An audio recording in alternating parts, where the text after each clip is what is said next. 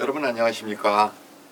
오늘도 여러분과 함께 자원풀이 언어 한자 학습해 보겠습니다. 기록할 사자를 보면요, 중심이 되는 일을, 그러니까 사물의 어떤 중심이 되는 일이나 사건을 또우자 오른손으로 기록한다 해서 기록할 사자입니다. 여기서 또우자 오른손을 뜻하죠. 그래서 오른손으로 글씨를 쓰니까 또우자가 들어간 겁니다. 이 글자의 변형체가 바로 기록할 사. 이렇게 모양이 가운데 중자에다가 또우자를 연결해서 변형체로 이렇게 쓰였죠. 기록할 사자. 이 기록할 사자가 들어가는 단어가 역사입니다. 그래서 흔히 역사사 그렇게 얘기를 하기는 하는데 이거는 의문이 정확하지가 않죠. 그러니까 음이 훈을 물고 들어가서는 안 된다. 그렇게 해서는 정확한 글자의 뜻을 알 수가 없다. 제가 항상 강조하는 얘기입니다. 그래서 기록할 사자가 들어가는 단어가 역사입니다. 벼슬리자. 자, 모으다 이루다를 뜻하는 한일이 들어갔습니다. 한일자에 한결같은 마음으로 이렇게 기록을 한다.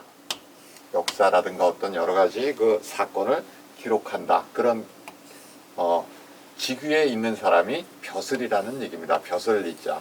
그러니까 올곧고 한결같은 그런 벼슬아치의 마음 자세를 강조한 글자입니다. 벼슬리자.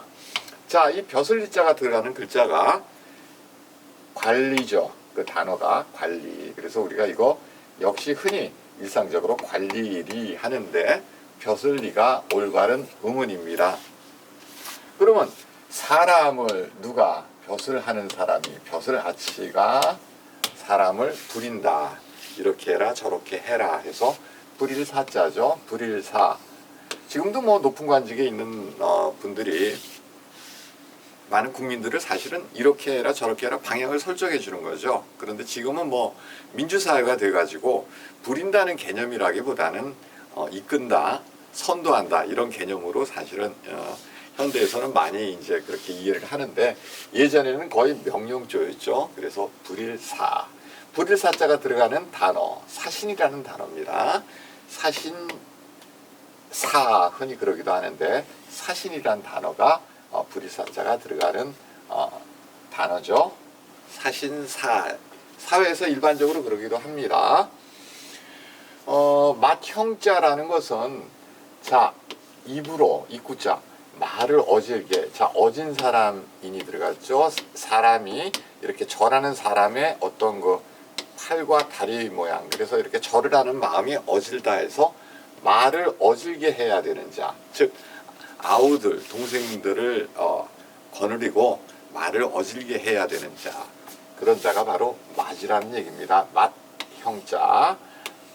예전에는 사실 그 맏이가 거의 아버지 대신이었죠. 아버지 돌아가시면 옛날에 평균 수명들이 짧으니까 아버지 돌아가시면 맏형이 아버지의 대역을 담당했죠. 그러니까 말을 어질게 해야 된다.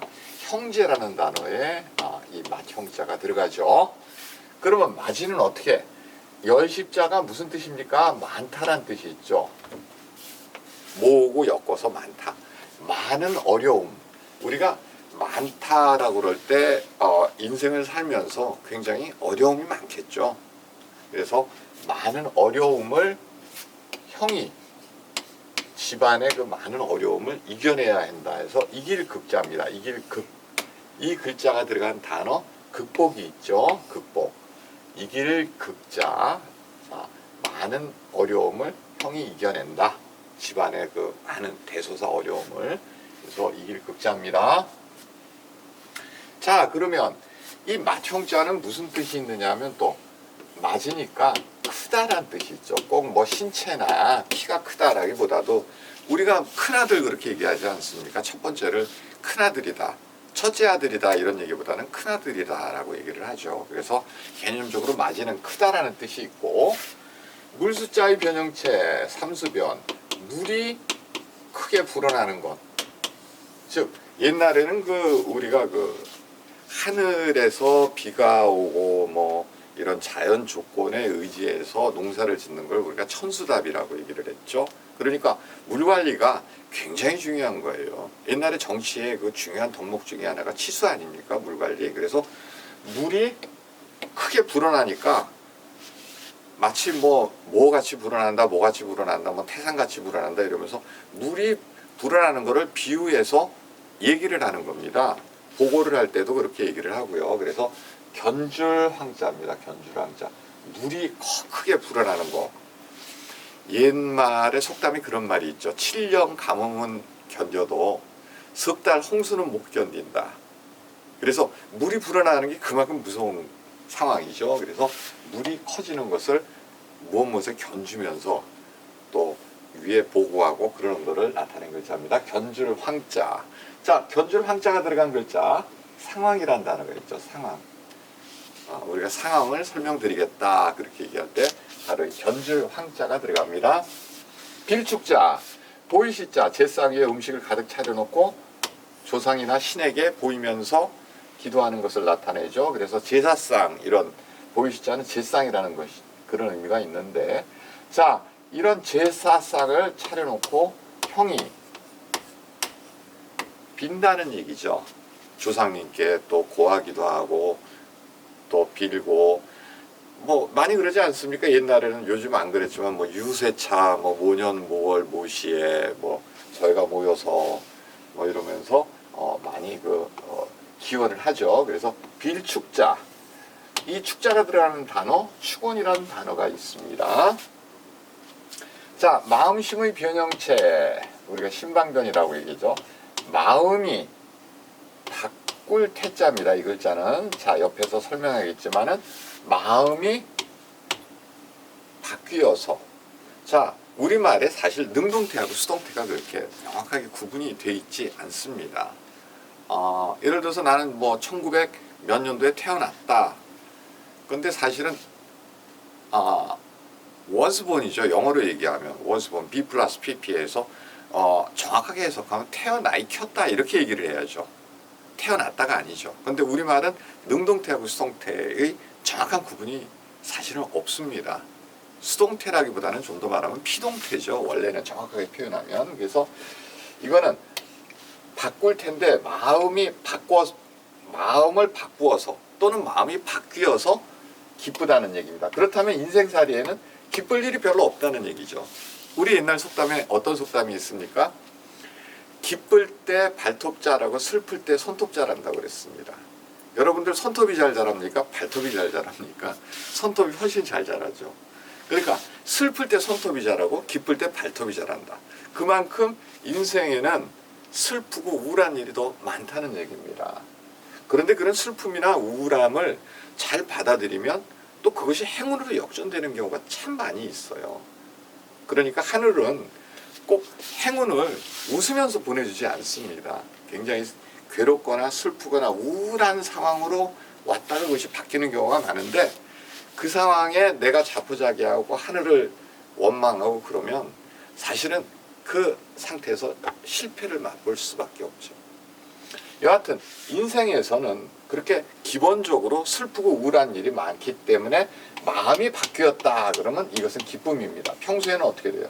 슬프고 좀 우울하고 그렇다는 얘기죠. 그래서 기쁠 열자, 이 기쁠 열자가 들어간 글자가 희열이라는 단어인데, 그러면 마음이 바뀌었다 할 때 이 바꿀 때는 뭐냐 하면 역시 자, 양옆으로 8팔 나뉘다는 뜻이죠. 어디서 나왔습니까? 입김이 양쪽으로 이렇게 뻗어나가는. 자, 이렇게 입김이 뻗어나갈 때가 언제냐 하면은 크게 웃을 때예요. 그래서 이렇게 크게 웃으면서 형이 마음을 바꾼다는 얘기죠. 자, 아까 뭐라 그랬습니까? 집안의 많은 어려움을 형은 이겨낸다라고 얘기를 했습니다. 그러니까 많은 어려움이 있는데 형이 이렇게 크게 형이 웃는 거죠.